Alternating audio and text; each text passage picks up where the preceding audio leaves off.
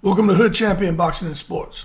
Good morning, good afternoon, good night to wherever you are in the world at the time that you come across this video. Look, man, you got a lot going on, so I'm going to give you the boxing roll-up. So let's just jump into it. Real stories behind the headlines. Now, Benavidez, he's fighting Zurdo tomorrow. And I see fans are split. Fans feel like, Zurdo may just, overwhelm David Benavidez. Maybe too big, too strong, too much. And I'm like, of course, then you got the David Benavidez fans who feels like there's just no one he can't beat with that high volume style and high pressure. He is the monster. But let me give you the situation. With Canelo showing up at the fight, it seems like it's creating a bit of distraction. He should be 100% locked in to Zurdo. But the boxing media is, of course, pressuring him about Canelo. Benavidez has always said, I'm going to fight Zurdo, beat Zurdo, become unified champion at cruiserweight. And then he said he's going to immediately move down to fight Vergil at 175 for the undisputed championship at light heavyweight. But you can see deep down, Benavidez doesn't like the position he's in. And what I mean by that is, he wants to fight Canelo. He wants to just whip Canelo's ass at this point in time. He's been consistently calling for that fight, and he said yesterday, he's like, I don't want to see Canelo. What do I care? I don't want to see him at the fight. I want to fight him. So fans largely see Benavidez as the most dangerous opponent for anyone from 168 to cruiserweight. But my thing is, Canelo has taken other routes. He hasn't wanted to fight David Benavidez. And again, depending on the money Turki Al-Sheikh will put up, maybe Canelo does it, but it had to be at 168. And I think right now, David Benavidez can't make it. So at the end of the day, they should just leave it alone. That's my opinion. The fight hasn't happened. It's not going to happen. It boils down to risk versus reward, that whole equation. Benavidez, high risk, relentless pressure, more than likely beats Canelo. The financial upside, it wasn't clearly bigger than the other options for Canelo, but right now, since Crawford's retired, Canelo will probably never get that rematch. The fight to make for Canelo, although he may not want to, it could be David Benavidez, especially if Benavidez clips Zurdo. And then if somehow they can convince him to come back down to 168 for Canelo and Turki gives Canelo $200 million, $300 million. If Canelo doesn't take the fight at that point, you got to say he's putting duck sauce on the carne asada. You know what I'm saying? I just don't see any bigger options for Canelo outside of David Benavidez. But at the same time, Canelo wants to keep fighting. Who knows how long he's going to keep fighting. Getting there with Benavidez, his career could come to an abrupt end.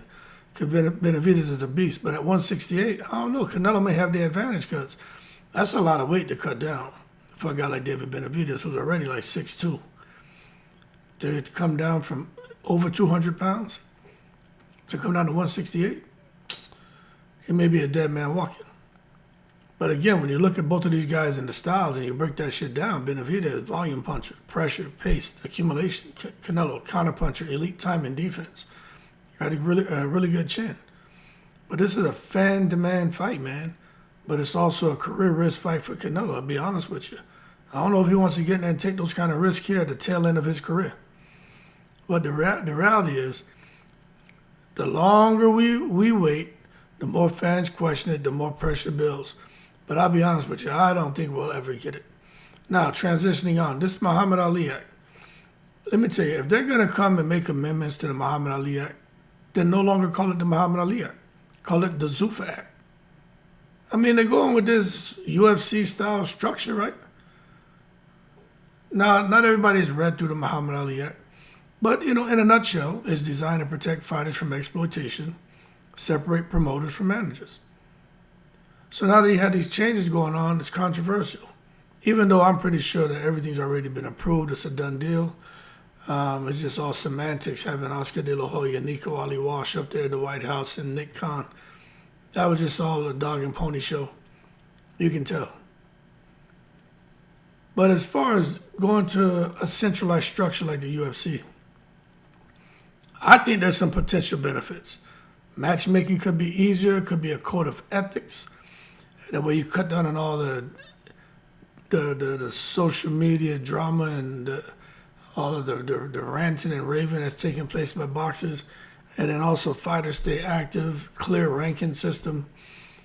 I think there's some huge benefits to going to a centralized structure. It should be for the whole of boxing, but I understand boxing is like the Wild Wild West. But there are some major concerns. Loss of sponsorship freedom, that sucks. Less negotiating power, that kind of sucks. And promoters control everything. I mean, that kind of sucks too, but at the same time, at least we as fans should get the fights we want. You already know the mentality of Turki Al-Sheikh. When Turkey's in the house, every day is Thanksgiving. He wants drama. He doesn't want dominance inside the ring. So we'll see what happens with him and Dana White, and if the Ali Act becomes a Zuffa Act. We'll see just how much things change. But the bottom line, I'll tell you this. Fighters want money, man. They want to be active. You know, they don't want a loss of independence. And I think that tension is a real debate. You know, you're going to get the money. You're going to get the activity. We're going to give you that. But you lose your independence. Are you willing to lose your independence? Now, transitioning on. Losing your independence is one thing. Taking a loss is another. Now, Keyshawn Davis is fighting out here Albright in a rematch. And I'm just telling you, man, I'm feeling kind of uneasy about this one for Keyshawn. Because now here Albright can fight. He's not, I don't think he's improved where he's technically sharper and the ring IQ has grown. I think he just realized, wow, I'm in big fights now. I have a big name out here now. I have an opportunity to make a big splash. Because he fought Frank Martin and almost had him out of there. He beat Keyshawn Davis' brother. When he fought Keyshawn, gave Keyshawn a hard fight. So now in the rematch, I got to be honest with you. I'm like, why the hell would Keyshawn mess with this guy? The first fight created some controversy. Now Albright returns more motivated, looking to prove a point. Again, why would Keyshawn mess with this guy? They're huge risk for Keyshawn, man. Low reward. If he wins, it's expected for him to win. If he struggles, the criticism is going to explode. I don't think it's going to be a walk in the park for Keyshawn. It's going to make him look crazy. But don't get me wrong. A lot of the boxing community is looking at Nahir Albright and they're giving him his respect. They're like, there's something special about those hands. He may be an R&B guy, but he can scrap. And he's a hard hitter, obviously. But let me tell you what makes Albright dangerous. He's hungry, man. He's gritty. He got a chip on his shoulder and nothing to lose. He doesn't give a damn. If this was the Taliban, he'd be a suicide bomber. Strap that shit to his chest and just run out in the crowd and detonate it. He don't give a damn. That's what I didn't just start calling him. Now here the suicide bomber Albright. Because he had nothing to lose and he don't give a damn. So when you think about the fight dynamic, Keyshawn is way more polished, Olympian, silver medalist. Albright's way more desperate. And I'm going to tell you, when they get somebody who's polished against someone who's desperate, that's a dangerous, dangerous combination. And speaking of dynamite and blowing up and suicide bombers and all that, you got Daniel Dynamite Dubois, Triple D, facing off against Fabio Wardley. Let me correct one thing real quick. Daniel Dubois is powerful. But saying his jab is stronger than his right hand, some people will say that that's a stretch, but that's what the word on the street is. They say Daniel Dubois' jab is stronger than his right hand. And when it comes to Daniel Dubois in a fight, his balance is perfect. He has so many fundamentals, so many things he can do. He just chooses not to do it because he's one of those killer be killed type fighters. And I'm like, well, I do know his jab is a problem. You can see when he hits these guys with his jabs, he rocks them. So I believe that jab is more powerful than the right hand. But this is what he has to do though. Against Fabio Wardley, you're gonna have to box and control the range. But again, like I was saying, he often abandons that and goes for the knockout. Like, Daniel Dubois comes in the ring to knock you out. He's not in there to coochie coo chicken pecker tickle. He's in there to destroy you. But there's a danger against Wardley. Wardley loves the chaos. He loves all that chaos, all that melee. He loves a good brouhaha. He don't give a damn. Big power, opportunistic, big chin, and the guy just doesn't care. He is a dangerous, dangerous fighter. You see him in fights where he's losing and that power shows up. Daniel Dubois, mentally, we don't know where he's at. Chin-wise, he doesn't have the best chin. But power-wise, he has it. The killer be killed mentality, he has it. He just don't have the chin to stand up to that heat. And that's why I think when they fight, I think it's going to boil down to, it's not even who wants it most. I think Wardley beats him. I do. But you just never know. Dubois is the one who's been boxing since he was a kid. I know he can do everything great. He just chooses to go for the mash-up, crash-up. But I just have a feeling Wardley just got the momentum going. He got the energy, the mentality. And for him to do to Joseph Parker what he did to him in the last fight just shows you that Wardley's conditioning is becoming on point. His skill set has improved, and his mentality is there. I think it's gonna be a huge challenge for Dubois. But I think if they were to fight, I think Dubois would start discipline. I think he starts to get a bit aggressive because he has some good opportunities, a little bit of success. That he's going to be leaving openings of Wardley, whose fans seem to be a bit faster. He's going to land something big. So I think it's a kind of 50-50 fight, man. Dubois either gets the KO or he gets caught. Simple. But if you ask me, I'm leaning towards Wardley. Dubois can do it, but I just have a feeling Wardley's going to get him. Now, since we're talking about the big boys, Bakhtir Jalalov enters the stage. Background, 2 gold medals, elite amateur pedigree, undefeated fighter. He is a beast, man. And they just threw him on that damn undercard for Fabio Wardley and Dubois. And the undercard matters. It's a strategic placement because they want him to get exposure for the bigger audience for bigger fights. 16 wins, 14 knockouts, he's a problem. 6'7", 80-something inch reach, he's a problem. 2-time gold medalist, he's a problem. So what all this means is if he dominates, fast track to top tier fights. They're going to push him. Now, Oscar De La Hoya and Vergil Ortiz, as I continue on with my conversation. The current reality, talks are happening, arbitration still looming. Ortiz's team is now speaking to Oscar De La Hoya and his team. So that's something that wasn't happening before. But I'll just tell you right now, fans' perspective, too much damn drama, too much distraction, too much business craziness going on. They're just not on the same page. Too many disconnects. So much to the point to where they just need to go ahead and go separate ways. In my opinion, Vergil Ortiz needs to get rid of his manager and get rid of his promotional company. Keep his trainer and everyone else. Find a new manager. Get with a new promoter and get rid of these distractions and drama and somebody in your ear planting seeds for you to do this and do that and it backfires. I've even gone through that at a point in time.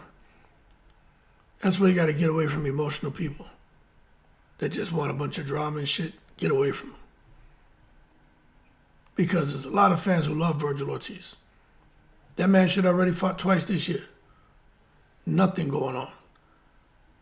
And fans are pissed because they're like, man, we want some stability for Ortiz, some clear direction for Ortiz. But it just doesn't seem to be happening. So many believe that, again, he just keep his dad, keep his trainer, and just get rid of everything around. No matter how comfortable he is with him, he got to make himself uncomfortable now. If not, they feel those outside the ring distractions are going to take a toll on him, and he can't afford at the 154-pound division to lose focus, because that division is a problem. There's some killers at 154. And speaking of killers, Benavidez, the Mexican monster debate. Let me say this. Boxing fans are a trip. Now, the Mexican monster nickname, Mike Tyson gave him that. It's been embraced by fans. That's what he is. He's a Mexican monster. But the debate is this. He's American, man from North America. So cultural identity versus branding. You know, they asked Julio Cesar Chavez about him. And Chavez came out and said, look, he's from North America. He's the North American monster. You know, he's not, he's Mexican. He speaks Spanish, but I mean, by culturally, he's Mexican. But by birth, he's born in North America. So kind of hard to put that Mexican jacket on him because he's not from Mexico. But we know in boxing, it's always blended identity and marketability. And I think the nickname suits him just fine. The nickname's about the market, about his style, about his persona, not strictly geography, you know? So I think people need to ease up on that. But what that conveyed to me is that the Mexican fans who are going to be out there this weekend, they accept David Benavidez. They love him. They respect him. You know, his dad is Mexican. His mom's from, I think, Ecuador. They appreciate him. They embrace him. But if they got to come and split straws, they're going to go with Zurdo every time. You know why? Zurdo born and raised and lives in Mexico, not Guadalajara, Jalisco, like Canelo. But he born, raised, and lives in Mexico. And it's a no-brainer when it comes to people from other countries, whether they're going to support their countrymen or someone whose mother or father is from that country and had the child in the States. And I'm telling you firsthand, because I'm one of those kids, even though I grew up somewhere else a lot of years in my younger life. And when I left there, I sounded like I was from there. But the reality is, our champion was born in America, and that's just the reality. There's nothing wrong with it. It's a fact. If wherever you're born, I mean, you're a citizen of that country. But anyway, these moments in boxing are defined by big fights waiting to happen, all these business conflicts and drama, rising contenders, structural debates. The sport's active, but it's unstable. But boy, oh boy, do we love it. Man, y'all keep cool.